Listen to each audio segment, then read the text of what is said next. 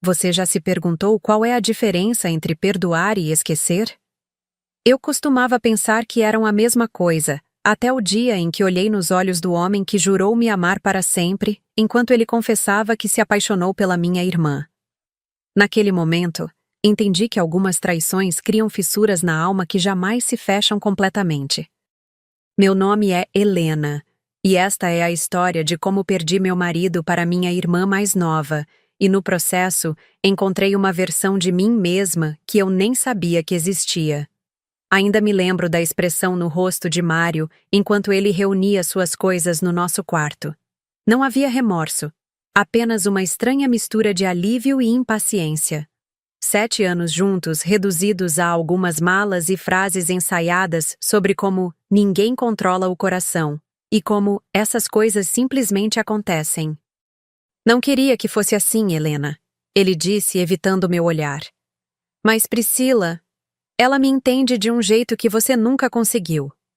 Fiquei ali, paralisada, observando enquanto o homem com quem eu compartilhava a cama, os sonhos e os planos para o futuro, embalava cuidadosamente a vida que tínhamos construído.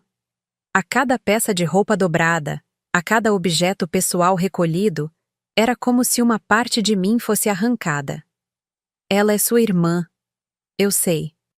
E isso torna tudo mais complicado, continuou ele, como se estivesse discutindo um pequeno inconveniente e não a devastação completa da minha confiança. Mas há coisas entre nós que são diferentes, especiais. Engoli o nó na garganta. Há quanto tempo? Ele pausou por um momento, sua mão hesitando sobre uma fotografia nossa que ainda repousava no criado mudo. Era de nossa viagem a Paraty, 3 anos atrás. Estávamos sorridentes, com o mar ao fundo e o sol criando um halo dourado ao nosso redor. A felicidade parecia tão genuína naquela imagem que, por um instante, questionei se havia sido real ou apenas mais uma ilusão que eu havia criado. Há alguns meses, respondeu finalmente. Começou como uma amizade, conversas, e depois... Poupe-me dos detalhes. Cortei, a voz mais firme do que eu esperava. Naquela noite, enquanto a chuva batia contra as janelas do apartamento que agora parecia grande demais para uma pessoa só, eu me perguntava: como é possível que o amor que deveria nos proteger se transforme justamente na arma que nos destrói? E pior, como seguir em frente quando a traição vem não de um, mas de 2 dos pilares que sustentavam sua vida? O que eu não sabia naquele momento de desespero era que a relação deles guardava segredos que nem mesmo Mário havia descoberto ainda. E quando a verdade viesse à tona, ela mudaria tudo, para todos nós. Os dias que se seguiram à partida de Mário passaram como uma névoa densa e sufocante. Eu me movia pela casa como um fantasma, tocando objetos que ainda guardavam suas impressões digitais, sentindo seu perfume nos travesseiros, encontrando vestígios de nossa vida juntos em cada canto. Antes dele, eu era Helena Mendes, professora de literatura no ensino médio, conhecida por meu jeito calmo e minha paixão por livros antigos. Sempre fui a filha sensata, a irmã responsável, aquela que planejava cada passo com cuidado.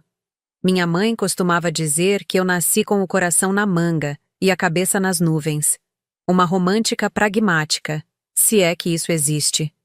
Conheci Mário numa tarde chuvosa de abril, na pequena livraria do Sr. Adalberto, próxima à escola onde eu lecionava. Ele estava procurando um livro sobre arquitetura modernista brasileira para um projeto em seu escritório. Eu estava folheando uma edição rara de Clarice Lispector. Nossas mãos se tocaram quando ambos tentamos pegar o último guarda-chuva disponível para empréstimo. Clichê, eu sei, mas foi assim que começou. Mário Alves era o tipo de homem que entrava em um ambiente e imediatamente atraía todos os olhares. Não apenas por sua beleza, embora fosse inegavelmente bonito com seus olhos cor-de-mel e sorriso fácil, mas por sua presença. Ele tinha aquela confiança tranquila de quem sabe exatamente quem é e o que quer da vida. Arquiteto talentoso, falava sobre prédios e espaços como se fossem poesia concreta. Arquitetura é como um livro aberto. Ele me disse em nosso terceiro encontro. Cada estrutura conta uma história sobre quem somos e como queremos viver. Na manhã seguinte ao nosso casamento, acordei antes dele e fiquei observando seu perfil contra a luz dourada que entrava pela janela. Senti uma gratidão imensa pelo universo ter colocado em meu caminho alguém que parecia entender tão bem minhas complexidades e contradições. Mas agora, sentada sozinha à mesa do café da manhã, onde tantas vezes dividimos planos e segredos, percebi que talvez nunca o tivesse conhecido realmente. Minha irmã Priscila, por outro lado, sempre foi como um cometa, brilhante, imprevisível e capaz de atrair todos para sua órbita. 3 anos mais nova que eu, desde pequena demonstrava uma personalidade magnética que contrastava com minha natureza mais reservada. Enquanto eu passava horas lendo em silêncio no quarto que dividíamos, Priscila estava sempre rodeada de amigos, inventando brincadeiras, testando limites.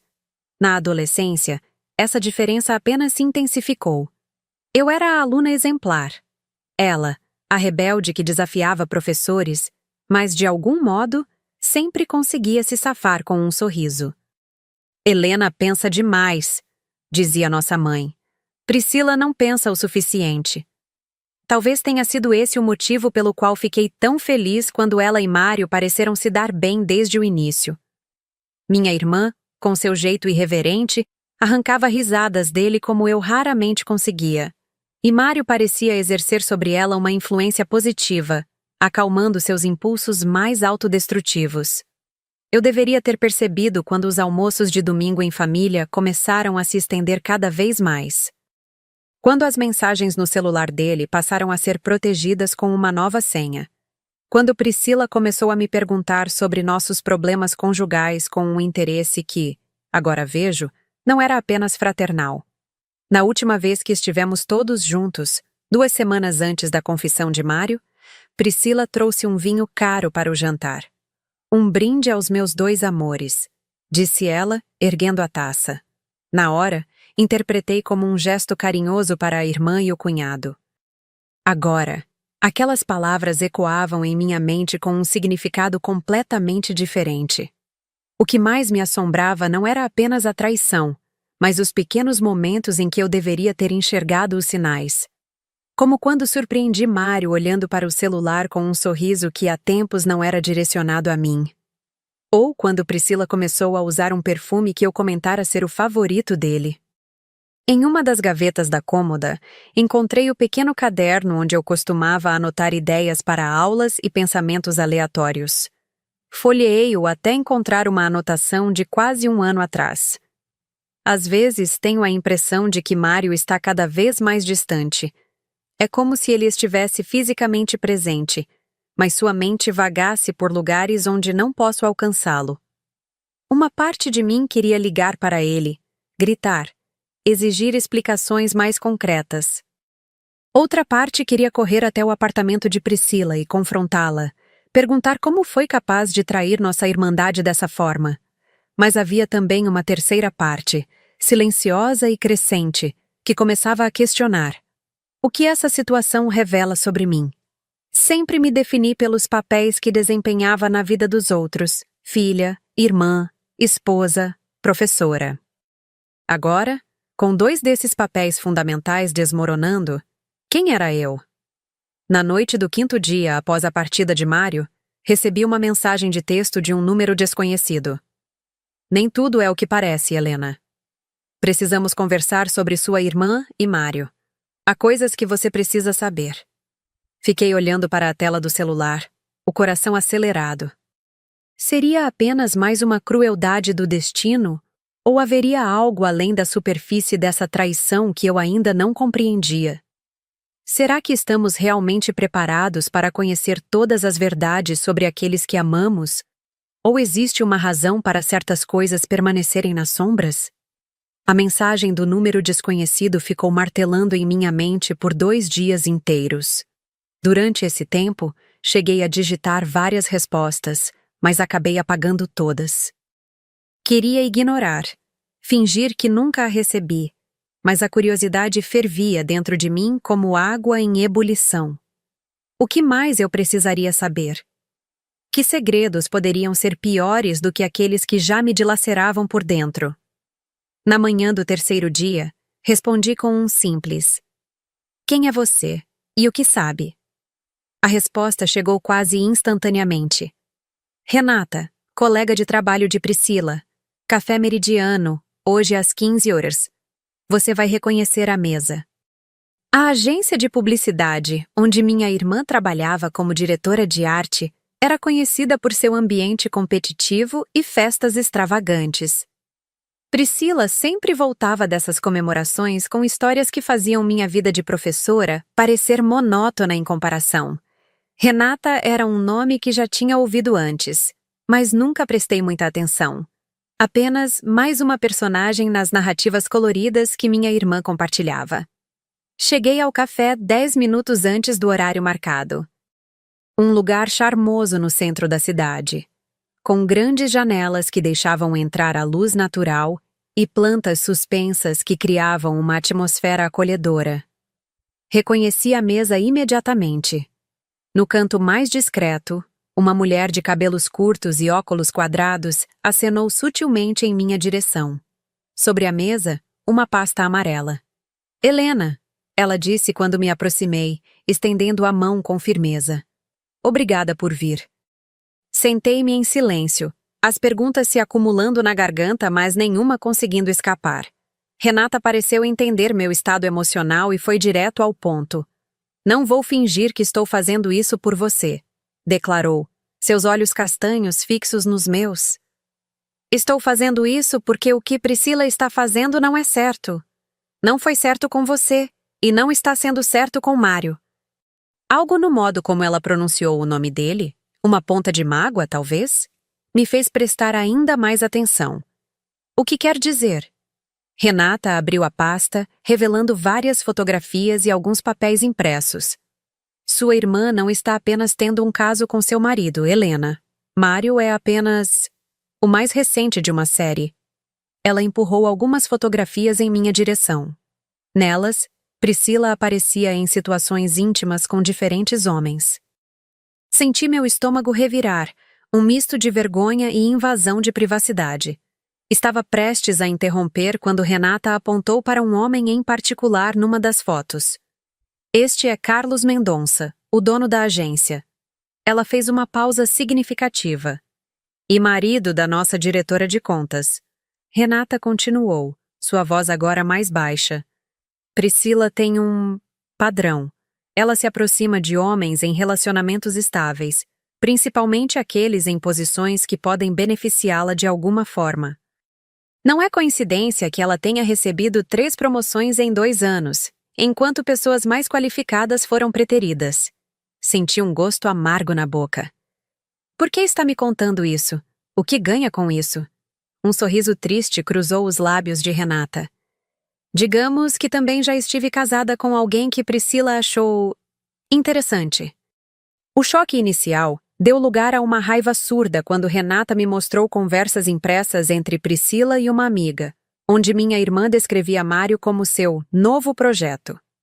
"Ele é perfeito", dizia uma das mensagens. "Bem-sucedido, bonito e entediado com a rotina do casamento. Helena sempre foi muito certinha. Previsível demais. Ele precisa de alguém que mostre que a vida pode ser emocionante." Em outra mensagem, mais recente, "Estou quase lá. Ele já está falando em deixá-la. Mas preciso garantir que aquele projeto do Jardim Vertical seja aprovado primeiro. A participação dele pode ser muito útil para mim." Jardim Vertical. O grande projeto que a agência de Priscila estava desenvolvendo para a prefeitura. Um projeto de revitalização urbana que envolvia diversos profissionais, incluindo arquitetos especializados em espaços sustentáveis. A área de expertise de Mário. "Ela está usando ele", murmurei, as peças se encaixando dolorosamente. "E não é só isso", continuou Renata, mostrando-me mais um documento. "Esse é o contrato inicial do projeto. Repare na cláusula de exclusividade e no valor do investimento. Enquanto lia os números, minha mente voava para as conversas recentes que tive com Mário antes de nossa separação. Como ele mencionava, empolgado, essa grande oportunidade profissional. Como parecia mais animado com o trabalho do que havia estado em anos.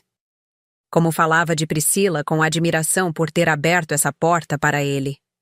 Mário não sabe disso, disse, mais uma constatação do que uma pergunta. Renata balançou a cabeça.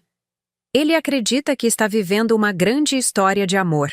O que não percebe é que, para Priscila, ele é apenas um meio para atingir seus objetivos. Quando o projeto for aprovado e ela receber os créditos... Renata não terminou a frase, mas não era necessário. E o mais irônico, continuou ela após um momento, é que já está começando. Priscila tem estado bastante próxima de Felipe Dantas, o secretário de urbanismo da prefeitura. A pessoa que, por acaso, dará a palavra final sobre o projeto. Senti uma onda de náusea me atingir. Não sabia o que me afetava mais. Saber que meu casamento havia sido destruído por algo tão calculado, ou perceber que Mário, apesar de sua traição, também estava sendo manipulado. Por que me mostrar isso agora? O estrago já está feito, questionei, minha voz embargada. Porque o projeto será aprovado em 2 semanas. E logo depois conheço sua irmã bem o suficiente para saber que Mário deixará de ser útil. Ela guardou os documentos na pasta e a empurrou em minha direção. O que você faz com essa informação é decisão sua. Voltei para casa em estado de choque, a pasta pesando em minha bolsa como se estivesse carregando chumbo. As palavras de Renata se misturavam com fragmentos de memórias. Priscila perguntando casualmente sobre o trabalho de Mário meses antes de tudo começar. Seu súbito interesse em arquitetura sustentável. Os elogios exagerados às habilidades profissionais dele em jantares de família. Sentada na varanda do apartamento que antes dividíamos, observei o pôr do sol tingir o céu de laranja e rosa, cores tão bonitas para um dia que havia revelado tanta feiura. Uma pergunta ecoava em minha mente. O que eu deveria fazer com essa verdade? Confrontar Priscila? Alertar Mário? Ou simplesmente deixar que os eventos seguissem seu curso natural, permitindo que cada um colhesse as consequências de suas escolhas? E a pergunta mais difícil: por que, mesmo após toda essa revelação, uma parte de mim ainda sentia um estranho desejo de proteger Mário da dor que inevitavelmente viria? Seria apenas força do hábito após anos cuidando de nossa relação? Ou haveria algo mais profundo, uma forma distorcida de amor que persiste mesmo quando todo o resto foi destruído? Naquela noite, pela primeira vez desde que Mário saiu de casa, chorei. Não pelo que havia perdido, mas pela clareza devastadora do que nunca realmente tive. 1 semana se passou desde meu encontro com Renata. 7 dias em que vivi em um limbo emocional, oscilando entre a raiva feroz e uma estranha sensação de vazio. A pasta com as evidências permanecia sobre minha mesa de trabalho, como um objeto radioativo que eu evitava tocar, mas não conseguia ignorar. Acordei naquela manhã de quarta-feira decidida a seguir em frente. O primeiro passo seria voltar à escola. Havia tirado uma licença após a partida de Mário, incapaz de enfrentar 30 adolescentes enquanto minha vida desmoronava. Mas não podia me esconder para sempre. Precisava recuperar alguma normalidade, algum propósito. Foi quando meu celular vibrou com uma mensagem. Mário. Precisamos conversar. Posso passar aí hoje à noite? Meu coração deu um salto. Depois de semanas de silêncio, por que esse contato agora? Será que ele já havia descoberto sobre Priscila? Será que estava arrependido? Uma parte mesquinha de mim queria que ele soubesse a verdade, que sentisse ao menos uma fração da dor que eu senti. Outra parte, mais sensata, sabia que nada de bom viria desse encontro. Mesmo assim, respondi. 19 horas. Passei o dia reorganizando meus planos de aula, tentando me concentrar em Machado de Assis e Fernando Pessoa, mas minha mente continuava voltando para a pasta amarela. Para o rosto sorridente de Priscila nas fotografias, para suas mensagens calculistas, para a traição que ia muito além da infidelidade, era uma violação completa da confiança, do laço familiar, de tudo que eu acreditava ser sagrado. Às 19 horas em ponto, a campainha tocou. Mário sempre foi pontual. Um traço que eu antes admirava, e agora parecia apenas mais um detalhe irrelevante de um homem que eu não conhecia mais.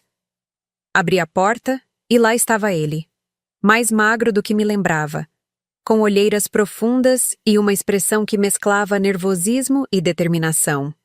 Vestia a camisa azul que eu havia comprado para seu aniversário do ano passado. Seria coincidência ou uma escolha deliberada? Por um momento fugaz, me permiti lembrar de como costumávamos ser, antes de tudo desmoronar. "Oi, Helena", disse ele hesitante. "Posso entrar?" Assenti, incapaz de confiar em minha voz, e dei um passo para o lado. Ele entrou, seu perfume familiar preenchendo o espaço entre nós. Por um instante, pareceu perdido, como se não soubesse mais onde deixar seu casaco num lugar que já foi seu lar. "Café?" ofereci, mais por hábito do que por hospitalidade. "Não, obrigado. Ele passou a mão pelos cabelos, um gesto nervoso que eu conhecia bem. "Eu precisava te ver, falar sobre tudo." Sentamos na sala, o silêncio desconfortável pairando entre nós como uma terceira presença. Através da janela, podia-se ouvir a cidade, buzinas distantes, o latido de um cão, fragmentos de vida continuando apesar de tudo. "Como você está?" perguntou ele finalmente. Uma pergunta tão simples, tão inadequada para tudo o que havia acontecido. Senti uma risada amarga subindo pela garganta, mas a contive. "O que você quer, Mário?" Ele respirou fundo, como quem reúne coragem. "As coisas estão complicadas com Priscila." Algo na maneira como ele disse isso, a incerteza em sua voz, o leve tremor em seu lábio inferior, me fez perceber que ele ainda não sabia toda a verdade. Estava aqui por outra razão. "Complicadas como?" perguntei, mantendo meu tom neutro. "Ela está diferente, distante." Ele hesitou, parecendo escolher as palavras com cuidado. No começo, tudo parecia perfeito, mas agora, ela chega tarde quase todos os dias, sempre com desculpas sobre reuniões de trabalho. Quando questiono, ela se irrita, diz que estou sufocando-a. Ouvi com uma calma surpreendente, observando o homem à minha frente lutar com suas próprias dúvidas. Era como assistir a um filme cujo final eu já conhecia. "O projeto do jardim vertical foi aprovado ontem", continuou ele, um brilho momentâneo em seus olhos. "Deveria ser um momento de celebração para nós dois. Trabalhamos tanto nisso, mas Priscila nem quis comemorar comigo. Ela saiu para jantar com a equipe da agência. Voltou às 3 da manhã. E por que está me contando isso?" A pergunta pairou no ar entre nós, pesada com implicações. Mário desviou o olhar, fixando-o em algum ponto além da janela. "Eu não sei." Sua voz quase um sussurro.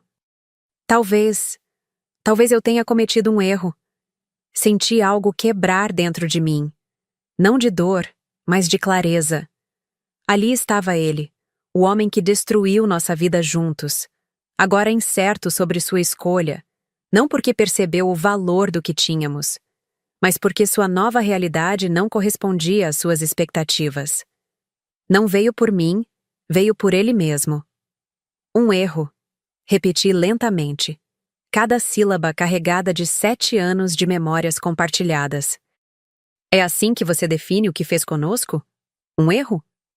Ele estendeu a mão, como se quisesse me tocar, mas recuei instintivamente. "Helena, eu sei que te magoei profundamente. Sei que traí sua confiança, nossos votos. Não é só sobre mim."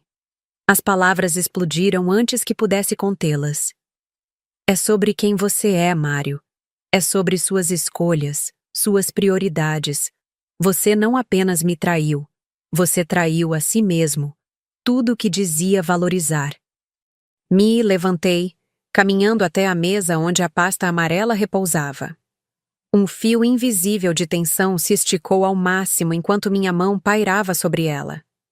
Seria tão fácil abri-la, mostrar a ele as fotografias, as mensagens, a verdade sobre a mulher pela qual ele me abandonou. Vê-lo perceber que tinha sido usado, manipulado, descartado assim que sua utilidade chegou ao fim. Mas qual seria o propósito? Vingança? Algum tipo distorcido de justiça? Você sabe por que Priscila está diferente agora, Mário?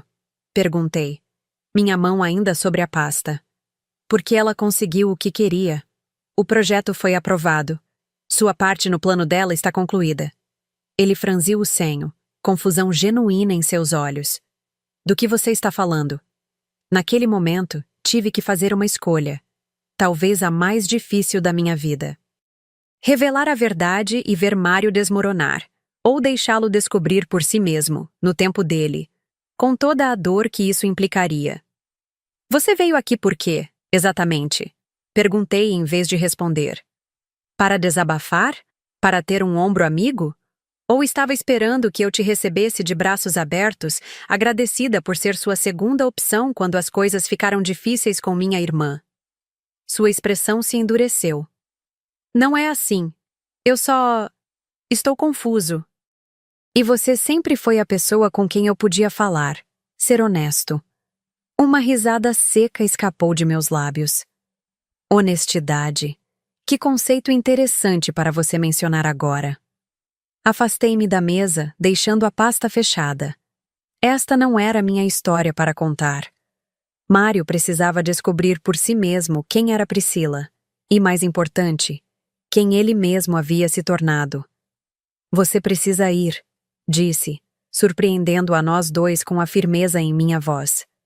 Helena, por favor. Não. Eu levantei a mão, interrompendo-o. Você fez sua escolha, Mário. Agora precisa viver com ela. Não sou seu confessionário, nem sua rede de segurança. E certamente não sou seu plano B. Uma mistura de emoções cruzou seu rosto. Surpresa, mágoa e algo que parecia quase admiração. Ele não estava acostumado a me ver assim, com essa força, essa clareza de propósito. Para ser honesta, nem eu mesma estava. Você mudou, disse ele quase em tom de acusação. Sim. Sustentei seu olhar, sem vacilar. Tive que mudar. E você sabe o que descobri, Mário? Que sou mais forte do que pensava. Mais forte do que você jamais me permitiu ser. Foi como se algo se rompesse entre nós naquele momento. O último fio invisível que ainda nos conectava. Não era mais apenas o fim de um casamento. Era o fim de uma versão de mim mesma que eu havia cultivado durante anos para caber nas expectativas dele. Boa sorte com Priscila, disse, abrindo a porta. Vocês dois merecem um ao outro. Ele saiu sem dizer mais nada, seus passos ecoando no corredor como os últimos acordes de uma música que não fazia mais sentido para mim. Quando fechei a porta, em vez do vazio que esperava sentir, encontrei uma estranha sensação de leveza. Como se, ao finalmente me libertar do papel de esposa traída e magoada, houvesse espaço para eu respirar novamente, para redescobrir quem era Helena sem o reflexo de Mário ou a sombra de Priscila. E foi assim, parada no meio da sala de um apartamento que agora parecia finalmente meu, que entendi. Às vezes, a verdadeira libertação não está em buscar justiça ou vingança, mas em perceber que algumas batalhas não precisam ser nossas para lutar. Algumas verdades encontram seu próprio caminho até a superfície, no tempo certo, sem nossa intervenção. A questão mais importante não era o que Mário faria ao descobrir sobre Priscila, mas o que eu faria com o resto da minha vida, agora que estava verdadeiramente livre para escolher meu próprio caminho. E pela primeira vez em muito tempo, a ideia do futuro não me aterrorizava. Pelo contrário, brilhava à minha frente com possibilidades que eu mal podia imaginar. 3 meses se passaram desde aquela noite em que mandei Mário embora pela segunda vez. O outono chegou, transformando as árvores da cidade em explosões de vermelho e dourado. Sempre amei essa época do ano, o ar mais fresco, as folhas dançando no vento, a sensação de que, mesmo no processo de deixar ir, há beleza. Voltei a lecionar em tempo integral e, para minha surpresa, encontrei um novo entusiasmo nas salas de aula. Algo havia mudado em mim, e os alunos perceberam.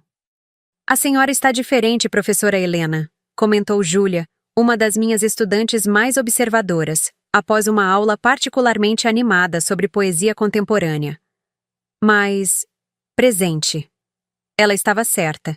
Antes, eu estava sempre parcialmente ausente, dividida entre minha vida profissional e a constante preocupação de manter meu casamento funcionando, de ser a esposa que Mário precisava.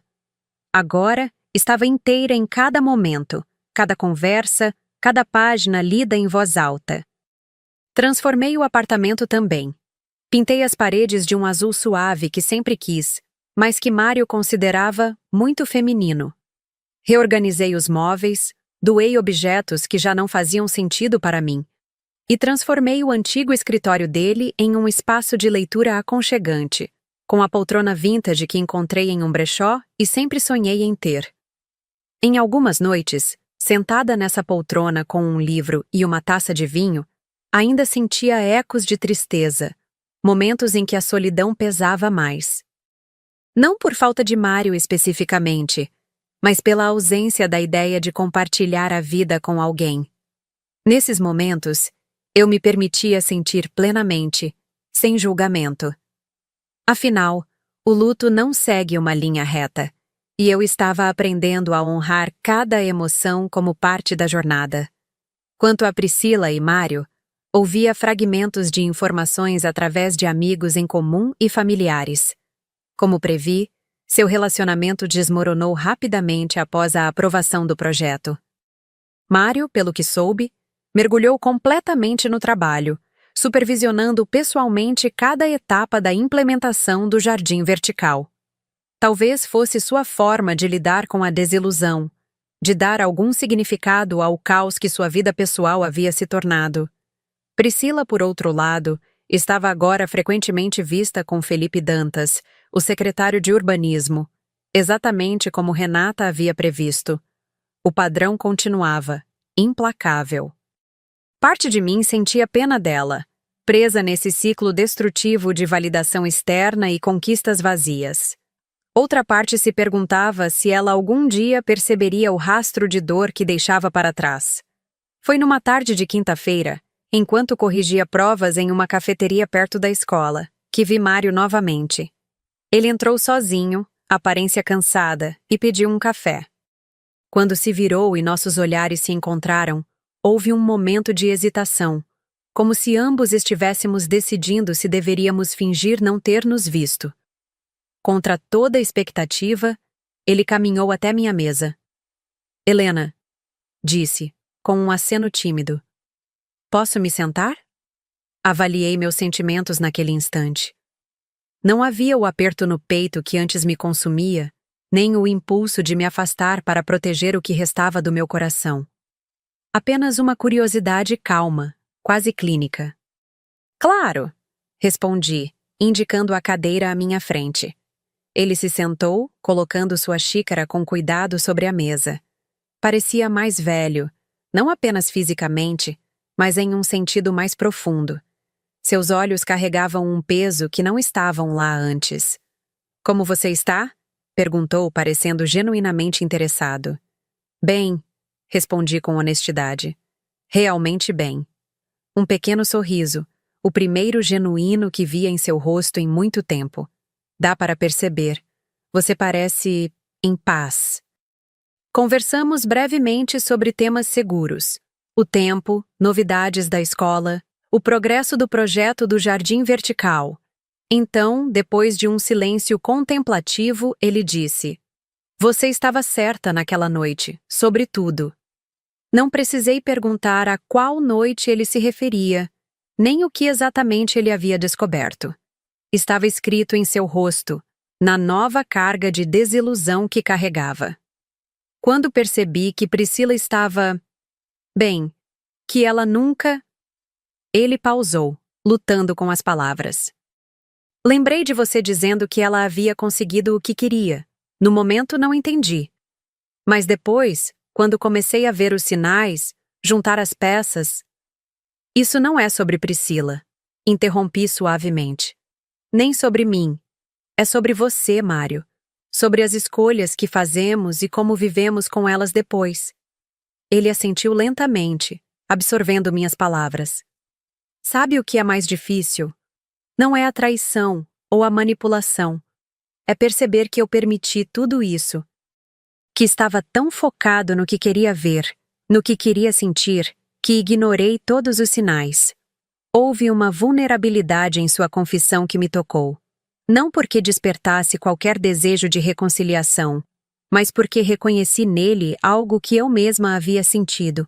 Aquele momento doloroso de autoconfrontação, quando finalmente encaramos nosso papel nas histórias que nos machucaram. A verdade, continuei, sentindo uma espécie de compaixão que não achei que fosse possível ter por ele novamente. É que todos somos capazes de nos enganar quando queremos acreditar em algo com força suficiente. Eu também fiz isso por anos, ignorando os problemas em nosso casamento, fingindo que tudo estava bem quando claramente não estava. Um lampejo de surpresa cruzou seu rosto, como se nunca tivesse considerado que eu também pudesse ter vivido em minha própria bolha de auto-engano. Acho que ambos estávamos em casamentos diferentes, não é? Disse ele, com um toque de melancolia. Assenti, reconhecendo a verdade em suas palavras. Por um momento, ficamos em silêncio. Não o silêncio desconfortável de estranhos, mas o silêncio reflexivo de duas pessoas que compartilharam uma história significativa e agora estavam seguindo caminhos separados. Eu queria te pedir desculpas, disse Mário finalmente. Não para voltar atrás ou tentar consertar o que não tem conserto. Mas por que você merece ouvir isso? Eu sinto muito, Helena. Pelo que fiz, pelo modo como fiz, por tudo. As palavras que uma vez eu teria dado tudo para ouvir agora chegavam como uma nota gentil de encerramento, não como um convite para reabrir feridas cicatrizadas. Obrigada, respondi simplesmente. Isso significa algo para mim. Quando nos despedimos, cerca de 20 minutos depois, não havia promessas de manter contato ou reconstruir pontes. Apenas um reconhecimento silencioso de que algumas histórias precisam terminar para que outras possam começar. Observei-o sair da cafeteria e desaparecer na rua movimentada, sentindo uma estranha sensação de conclusão. Era como fechar um livro após ler a última página.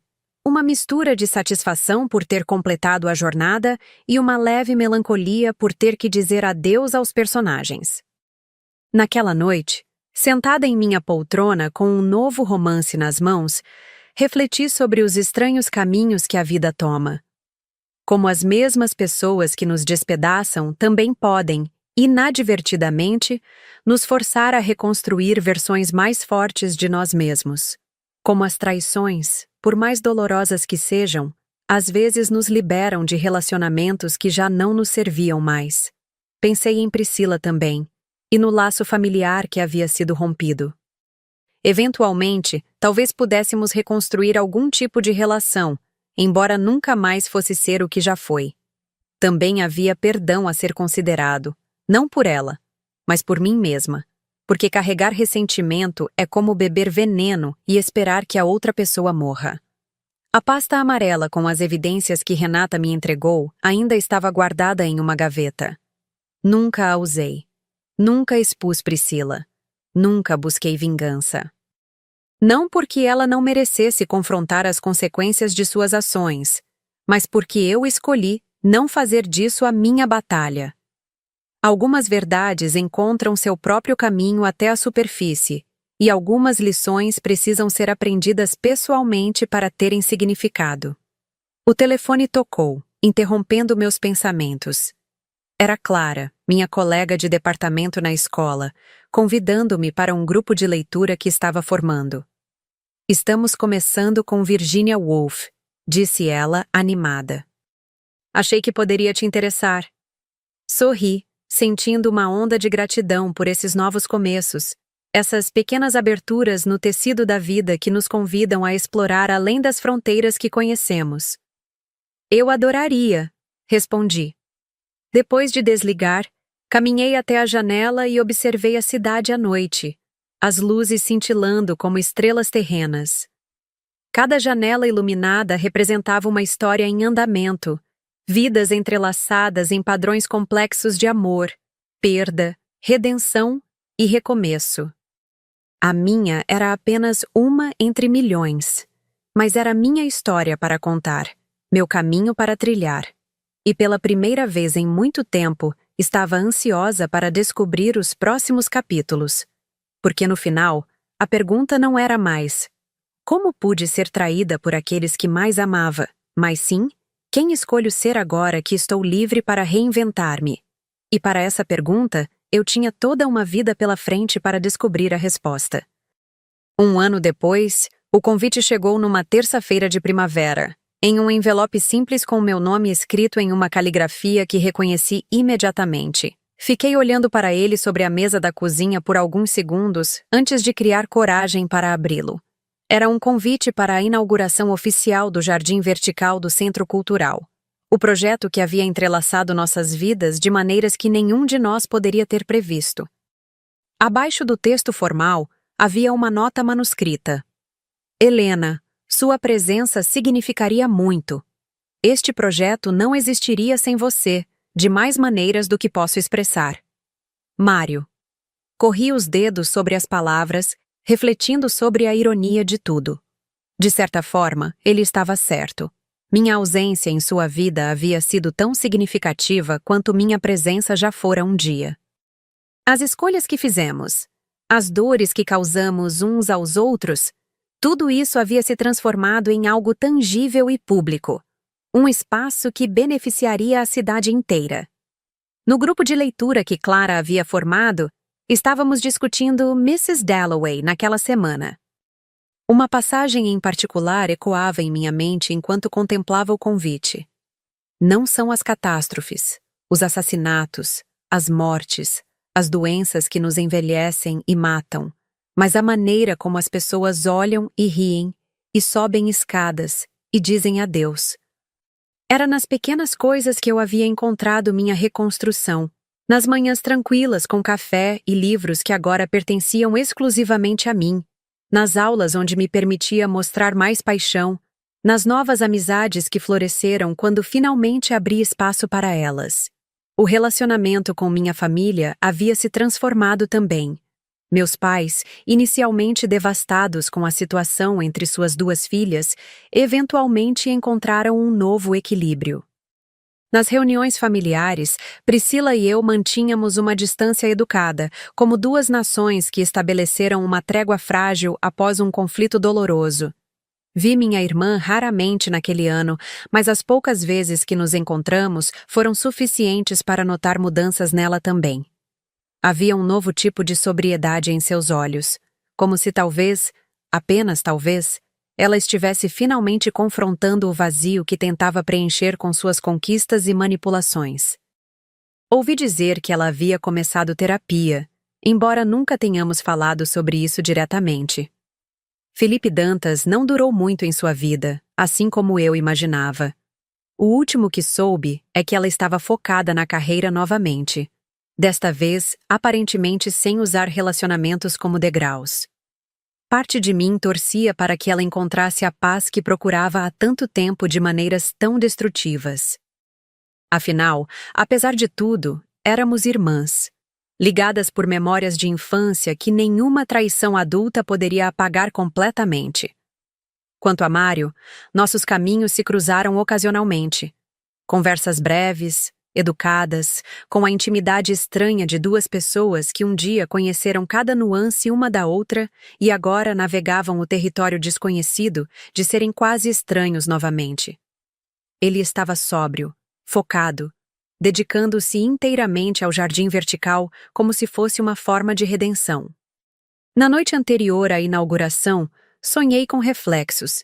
Estava diante de um espelho quebrado, mas em vez de ver minha imagem fragmentada, cada pedaço mostrava uma versão diferente de mim, a esposa dedicada que fui, a mulher devastada pela traição, a professora renovada que estava me tornando, e versões futuras que ainda não podia reconhecer completamente. Quando acordei, entendi que não precisava escolher apenas uma dessas versões. Todas elas eram partes de quem eu era, facetas de uma vida que continuava a evoluir. Decidi ir à inauguração. Não por Mário, nem por algum desejo de fechar ciclos, mas porque aquele projeto, de maneira estranha e inesperada, também era parte da minha história. O dia amanheceu claro e luminoso. Vesti um vestido verde esmeralda que havia comprado no mês anterior, uma cor que nunca tive coragem de usar antes, achando-a chamativa demais. Agora, apreciava como ela realçava meus olhos e complementava os tons dourados que o sol havia trazido aos meus cabelos durante o verão. Clara me acompanhou, junto com outros 2 professores do grupo de leitura, com quem havia desenvolvido uma amizade próxima.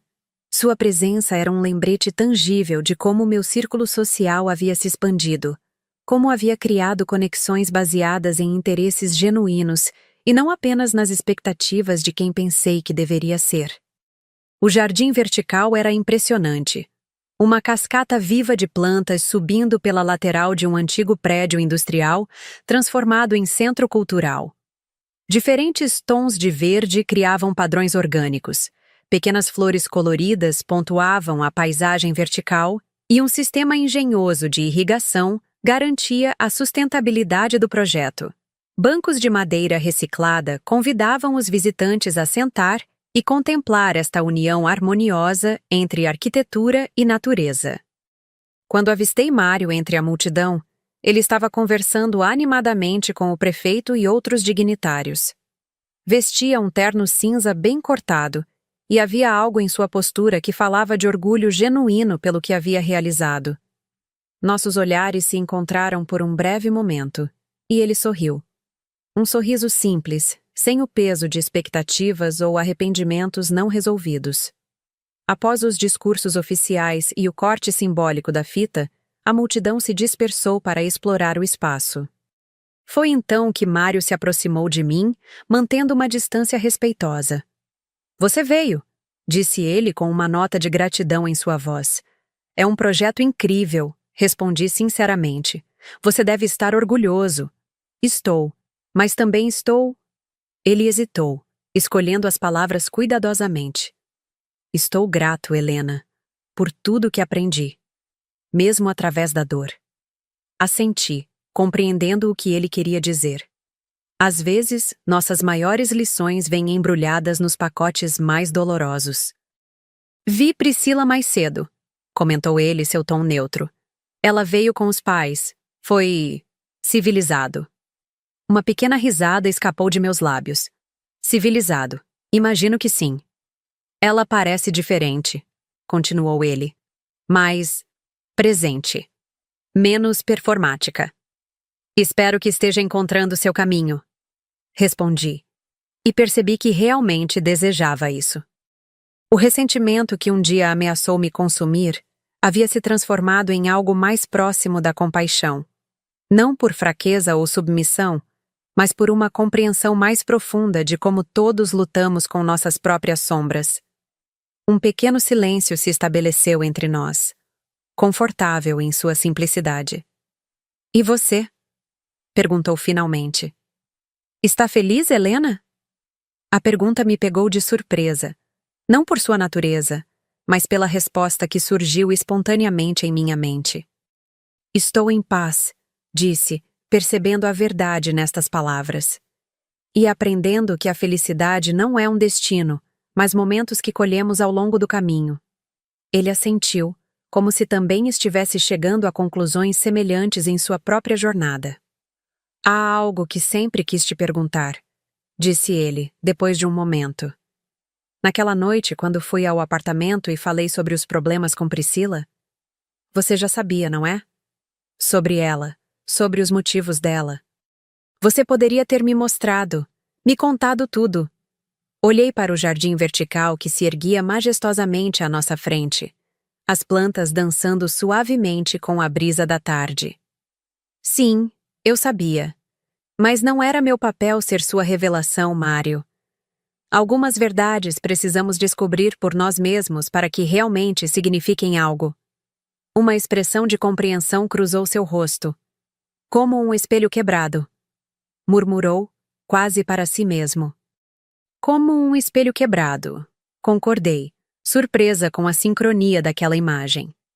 Clara acenou para mim do outro lado do pátio, indicando que estavam prontos para ir ao almoço que havíamos planejado após o evento. Preciso ir, disse, apontando para meus amigos. Mário assentiu. Obrigado por vir hoje. Significou muito. Boa sorte com seus próximos projetos, respondi, estendendo a mão em um gesto de despedida. Ele a apertou brevemente, e naquele simples contato havia respeito e aceitação, não do que havia acontecido entre nós, mas do que ambos havíamos nos tornado depois. Enquanto caminhava em direção a Clara e os outros, senti uma sensação de completude que não tinha nada a ver com relacionamentos românticos ou validação externa. Era a certeza tranquila de que, independentemente do que a vida ainda reservava para mim, eu estava inteira. Não perfeita, não invulnerável, mas autenticamente presente em minha própria história. Olhei para o céu azul de primavera, para as plantas que escalavam desafiadoramente o concreto cinza, para os rostos sorridentes dos meus novos amigos. Em cada fragmento desta nova realidade, vi reflexos da mulher que havia me tornado. Uma mulher que havia sido quebrada, sim, mas que escolheu recolher os pedaços e criar com eles algo inteiramente novo e inesperadamente belo. Porque no final, somos todos reflexos partidos, imperfeitos, incompletos, mas ainda assim capazes de capturar e refletir a luz.